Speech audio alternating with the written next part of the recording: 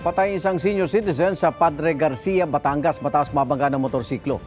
Isang sanggol naman ang inabandona sa isang simbahan sa Pili, Camarines Sur. Darito ang unang balita. Sa kuha ng CCTV sa labas ng isang simbahan sa Pili, Camarines Sur, makikita ang pagdating ng isang sasakyan na unang bumaba ang isang lalaki hanggang bumaba na rin sa sasakyan ng isang babae na may dalang sanggol. Pumasok sila sa simbahan. Maya-maya naglakad patungo sa gilid na bahagi ng simbahan ng babae habang bitbit pa rin ang sanggol. Pero nang makita uli siya sa CCTV, wala na ang sanggol. Nadiskubre ng mga tauhan ng simbahan ng sanggol na umiiyak sa kumpisalan. Dinala siya sa Rural Health Unit para ipa-check up at pagkatapos ay turn over sa Municipal Social Welfare and Development.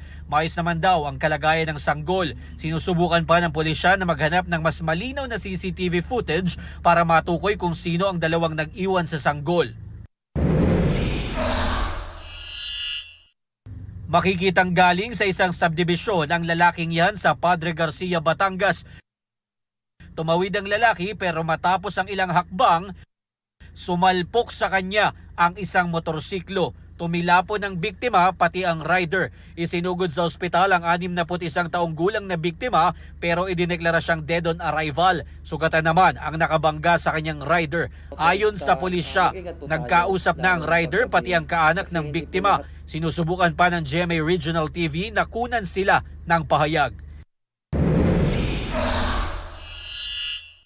Sa CCTV footage na yan, makikita ang isang puting van sa Kawit, Cavite. Sakay pala nito ang mga sangkot sa pagnanakaw sa dalawang bahay na pagmamayari ng mga dayuhan noong February 13. Sa investigasyon, napag-alaman na kabilang sa mga sospek, 3 pulis. Mayroon din silang kasabwat umano na 6 na sibilyan. Tinangay nila ang ilang mahalagang gamit tulad ng pera, cellphone, ilang dokumento at baril. Sinampahan ng mga sospek ng reklamong robbery in bond. Sinibak na rin sa pwesto ang 3 pulis.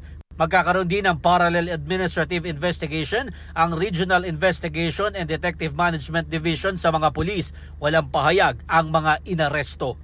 Ito ang unang balita. Jomer Apresto para sa GMA Integrated News. Igan, mauna ka sa mga balita. Mag-subscribe sa GMA Integrated News sa YouTube. Sa mga kapuso abroad, subaybayan nyo kami sa GMA Pinoy TV at sa www.gmanews.tv.